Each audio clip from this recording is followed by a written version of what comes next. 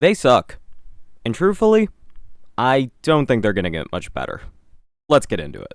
Hello everybody, my name is Christian, and today, we're actually gonna be doing another one of these little rant style videos, since the last one I did actually did pretty well, and that was a shocker to me. I think it might have been, obviously, how I titled it, but also, I don't know, there was something very fun about getting to get into a whole discussion and conversation about parts of the game without having to spend a bunch of time scripting it, then editing it, then all that good stuff. There's a lot of topics that I think are super fun to talk about, and I think a lot of topics that would be entertaining to talk about. The problem is that obviously a scripted video is usually a good way to present this sort of information. However, if everything I do is a scripted video, then I'm not gonna make content at a certain point. A video like this is a bit easier to get out, and it gives me a chance to just kind of rant completely off the dome. So if you really like screaming, this is gonna be the video for you, my goodness. With that said, today I thought a good topic to talk about, mostly because of one of my recent videos, how to build every team in Honkai Star Rail. I saw a lot of people talking about 4-stars, and kind of how they work, and the fact that they are not really present in a lot of the best team comps, or just aren't really that great in general. Which is true, unfortunately. 4-stars in Star Rail are just realistically not great, especially looking back. Look at this tier list real quick. There are 2 4-stars in the T0.5 and above. We have Hunt March and Gallagher. Scrolling down, we then get to Moz and Pela, then Serval and Herta. The problem is, Serval and Herta are only good when they are working together with the Herta. I know it doesn't say partner on Herta, however, there is nobody running a solo Herta team in MOC, at least not a normal person.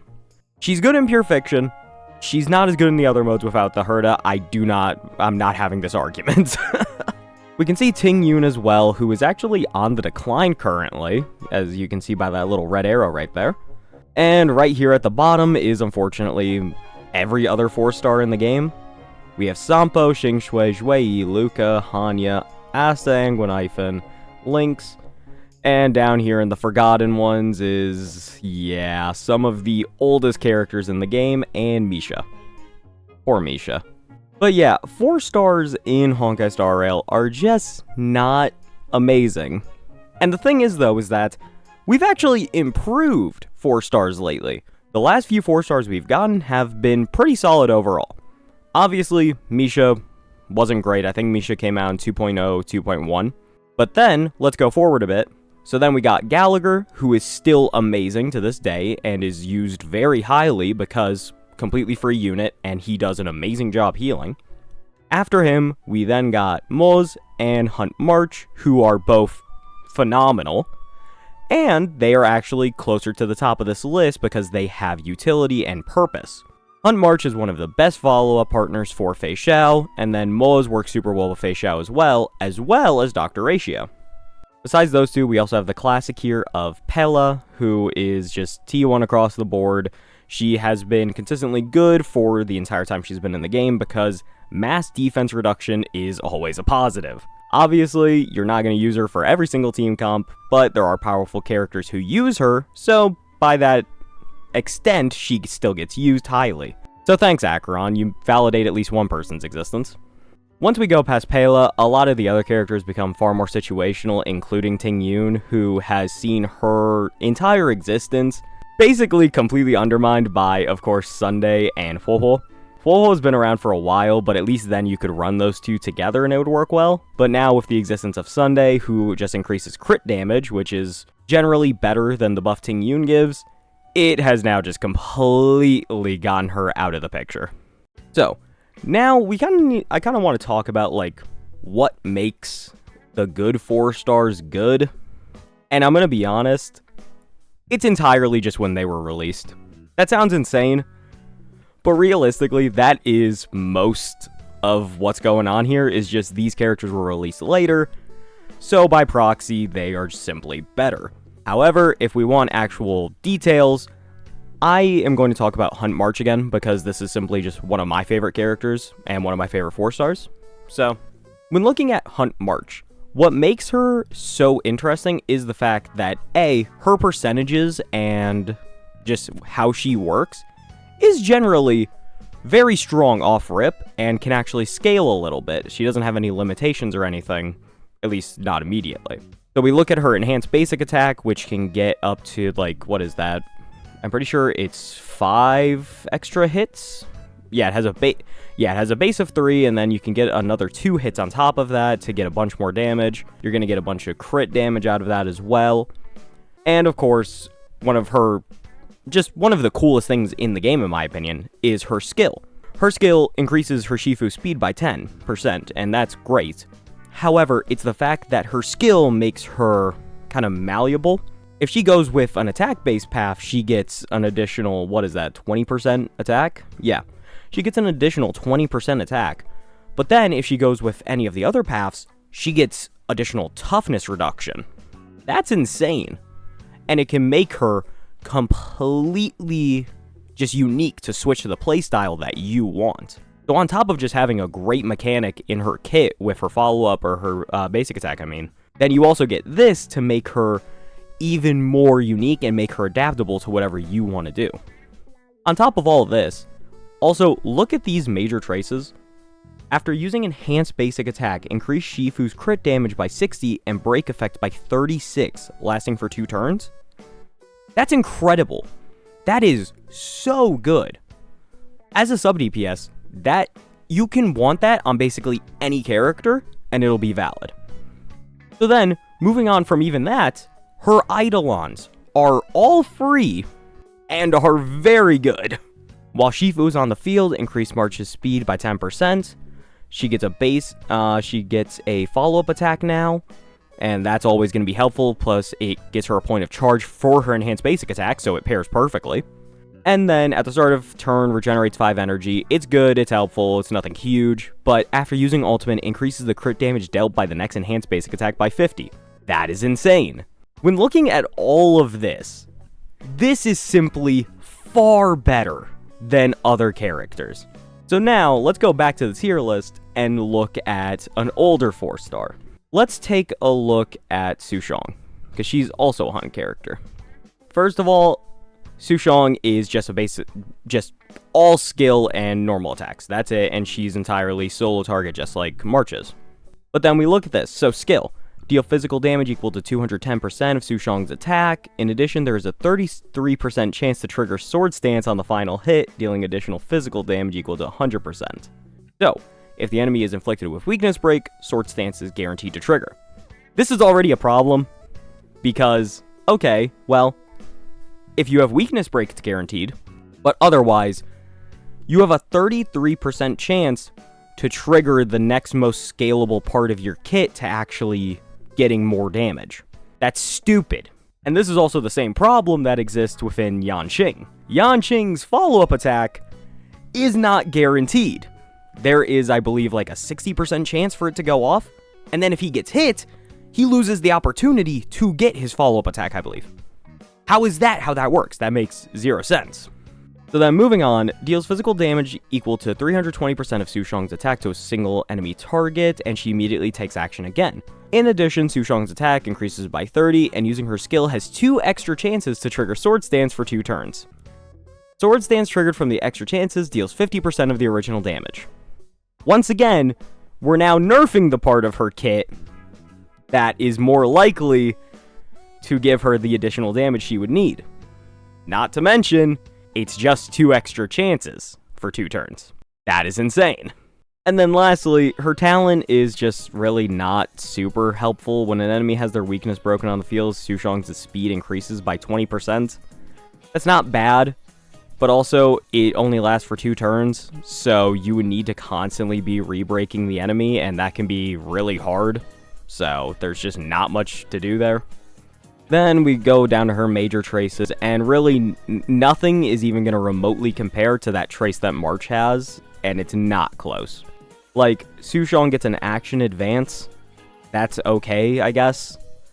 Next is her A4. For every sword stance triggered, the damage dealt by sword stance increases by 2.5%, stacks up to 10 times. Not bad, and it rewards you for using her signature mechanic. You know, that's not a bad design. But then when current HP percentage is 50% or lower, reduces the chances of being attacked. Wow! Awesome! And then we go down to her Eidolons. Her Eidolons are just also not really anything. After using skill against a weakness broken enemy, regenerates 1 skill. That's good, because that basically just means that you can get your sword stance guaranteed, because you're gonna get your skill out, you're gonna get the point back, and you'll proc sword dance on the weakness broken enemy. So, good. That's solid. I'm surprised they didn't limit that, actually. After triggering sword stance, the damage taken by Sushang is reduced by 20% for 1 turn. Great, I guess. Cool. Jesus. Then E4, Sushang's break effect increases by 40. I actually really like that. It's just a flat-out increase. I do think that they could have just put this in her minor traces instead of defense and HP percent. I feel like that would have made way more sense, but oh well, at least it's there, and it's a nice boost with 40%, so that's solid. And lastly, her E6 is, of course, the only one that's actually solid, which is her talent speed boost is stackable and can stack up to 2 times now. Additionally, after entering battle, Sushang immediately gains 1 stack of that talent speed boost. That is honestly pretty good. I like that. However, if your E6 is the only good thing, that's not great. That's really not amazing. Her E1 is pretty solid, all things considered, but looking at this, comparing it to March, there's really just not... there's really just not much to say. I think it's also the fact that Sushang was built to be a primary DPS, a primary unit on your team, rather than March, who can be the primary unit on your team. However, she is also much more suited and works perfectly in the role of a sub-DPS. She gets her most uses out of that, gets her most reward out of that, and that just makes her more helpful because she is being slotted into a less priority role. So you can still have your super strong character, and then you also just have March, who is incredible and will make your super strong character even better. Just the way 4 stars worked in the past, and just the way characters in general. Because obviously, look at a bunch of the old characters. They're all down here. Weltz, Zila, Blade, Jingliu, Clara's dropping. Like, all these old characters are dropping down. It's just because of the design philosophy that they had with these old characters. Have you ever read through Yan Qing's, like, Eidolons and his traces and all that? Go do it. It's sad. But 4 stars now are simply better because they're better at making the characters and everything is harder now, so they have to make the available characters a bit better. However, I think the real problem is that people are expecting 4 stars to still be amazing, and people want, or just expect them to be usable. A big argument I saw is, why does Star Rail not have usable 4 stars like Genshin, like Zenless Zone Zero? I even saw somebody bringing up Wuthering Waves. When you look at all these other games, the problem we have to accept here is the way Star Rail is designed. Because a lot of these other games are going to have similar problems in some way, shape, or form. So now, let's go take a quick look at some of the other tier lists that we have for these other games. So starting off with Zenless Zone Zero, because I feel like this is the easiest one to just get out of the way and talk about, there are 4 stars already down here, already in tier 3. We have Ben, Corinne, Billy, and Anton all at the bottom of the list. Ambi is right in the middle, and then Seth and Sokaku are almost in the top-ish area. They're still decent, apparently. The only 4 stars we see in an area of power, or really just like a consistent use area, is Lucy and Nicole. So now, the thing with this, though, is there's already a lot of options. If you want specifically debuff, which is what Nicole does, well, you have Caesar, you have Qingyi, you have a Lighter, and you even have Von Lycan. And then the same thing goes for Lucy.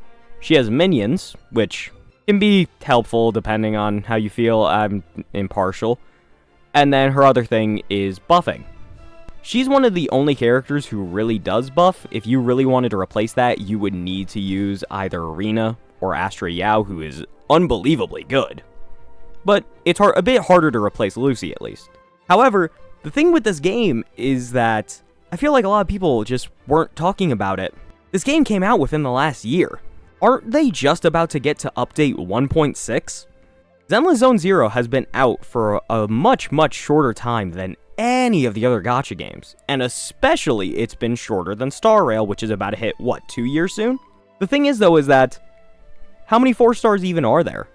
1, 2, 3, 4, 5, 6, 7, 8, 9.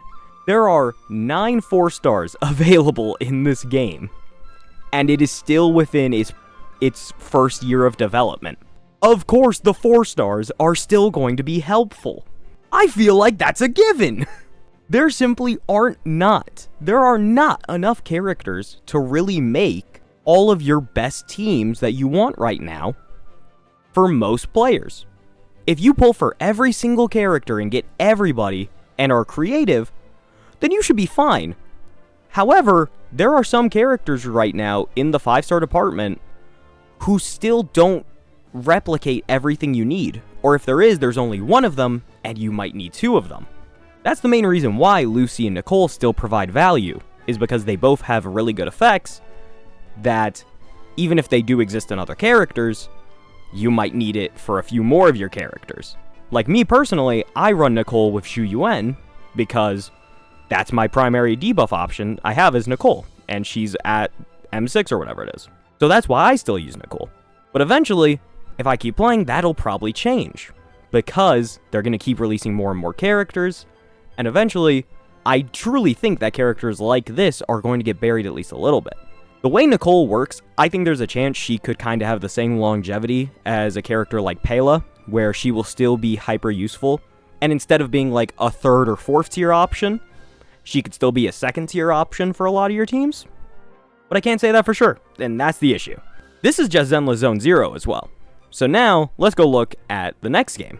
So now we're on to Wuthering Waves, and there is a single 4-star in any of the highest tiers.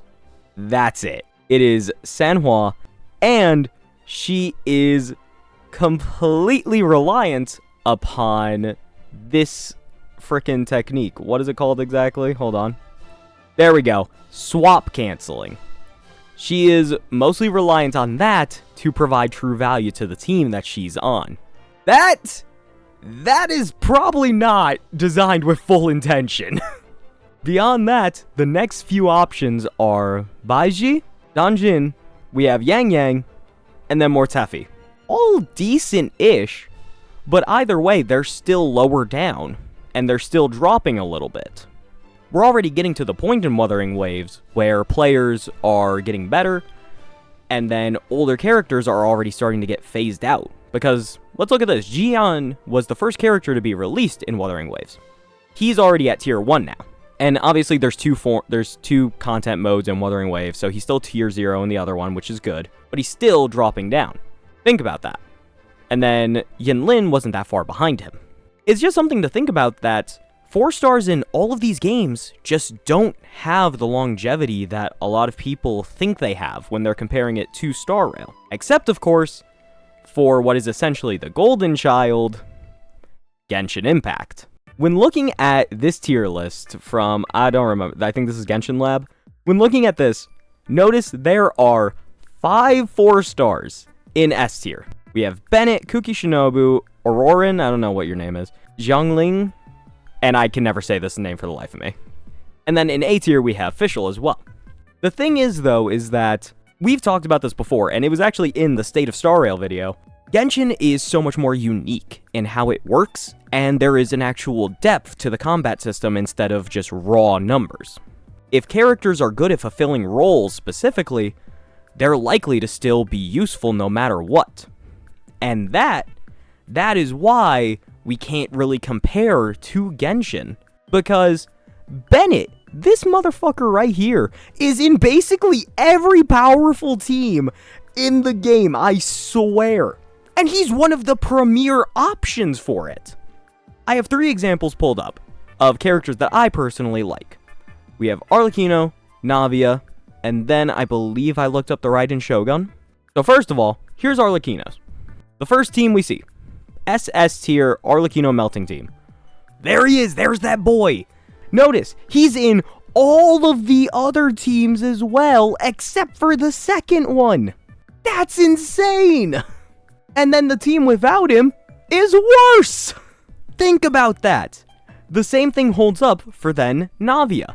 Navia's best team, her, Zhongling, Xingliang, and then Bennett. You can't get rid of him. And guess what? One more, run it back for the culture. There's that boy. With all of the good Raiden Shogun teams. Now, obviously, lists like this are not the end-all be-all, and you can still make good teams with different characters, with substitutions. But think about the fact that this 4-star right here, Bennett, has managed to cement himself in almost every, solid team. He manages to work for every single powerful character in the game. And it's because of just how the system in Genshin works. So then when we go back to Star Rail, let me make my way back over, there is no character who works similarly to that. The closest we have is, unironically, Topaz. Topaz was released in, 1.3, 1.4, I think? Topaz is one of the older characters in the game at this point, but she has still managed to be relevant. Mostly because her kit aged incredibly well with the advancement of Hunt follow-up. And also, because she has a lot of power behind her kit in general, so that she can lend herself to the powerful DPS in the game. The thing is, though, is that things like Topaz's kits are not common. And especially, they are not going to be common for 4-stars, which sucks. I think what gets me the most about Star Rail 4-stars is that not only are they just not the most helpful in a lot of cases, and they get kind of phased out quickly, but it's also the fact we don't get many of them. We are currently on version 3.1. Our last 4-star was 2.5. We have obviously gotten a free version of the Trailblazer again, but that's it. The 4-stars have kind of been non-existent, and that's genuinely a bit sad, but it makes sense as well. I think the reason a lot of 4-stars should exist is they should be suitable replacements for premium characters when you can't get them. Because look at what some of the best ones are. March 7th is a great replacement for Topaz in follow-up teams. Gallagher, he's an amazing healer, and outclasses most other healers in the game, so if you don't have them, you don't have to worry. And then we look at Moz again, the same thing applies for him with March, and Pela is in such a unique role that it's hard to replace her. The only option was Jiao Cho. You look at all of this, and it really makes sense that we're not getting many 4-stars because clearly there isn't much to do right now, and it sucks. Because what else are we going to replace? They've given us the 2 Hunt follow-ups. We still have our defense shredder. The main thing that we could really use another free version of would be a character who can advance actions and summon actions. Because right now, that is exclusive to Sunday. The next best thing we have is, of course, Remembrance Trailblazer, but even then, that's not perfect. However, because Sunday came out so recently, and because of how powerful a mechanic it truly is, there is really no world where they're going to give us a 4-star who can do that. If the 4-stars that exist, if they're going to make a 4-star, they need it to kind of fulfill a purpose, I feel. And right now, almost everything's covered, and even though it may not be covered well, it is technically covered. It's really unfortunate how this works because that just means we're getting just robbed of more 4-stars when a lot of people really like 4-stars. They like the challenge, or they just like the characters because a lot of 4-stars have really cool designs or are just very unique. Again, let's look at Gallagher and Moz.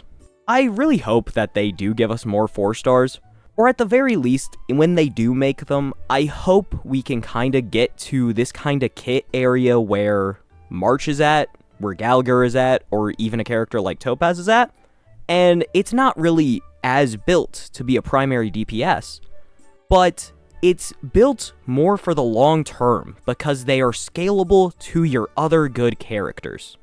A lot of 4-stars didn't have that early on, and a few more of them do now, which is why we see the most recent 4-stars doing well.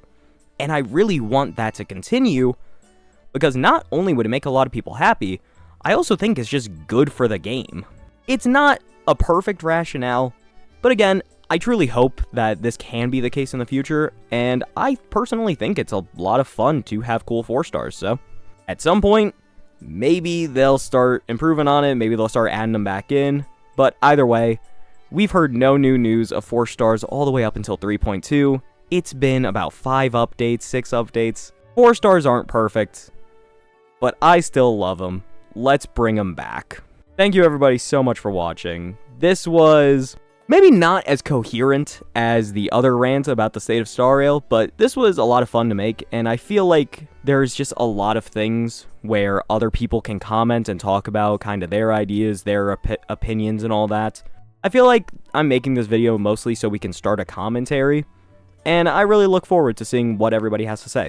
If you got any comments, leave them down below. I'm always happy to talk, always happy to respond, but besides that, I will see you guys in the next video. I hope you look forward to it. Bye-bye.